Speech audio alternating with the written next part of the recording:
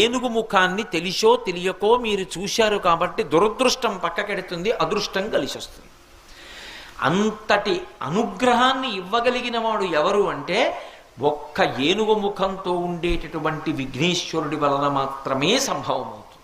అందుకే శ్లోకం పూర్తి చేస్తూ కళ్యాణ రూప అన్నారు శంకరాచార్యులు వారు.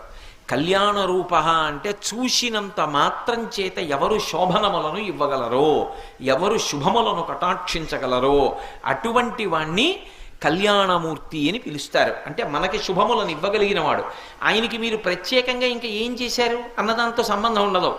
మీరొక్కసారి ఆయన వంక చూస్తే చాలు, ఆయన సమస్త అనుగ్రహములను ఇచ్చేస్తారు.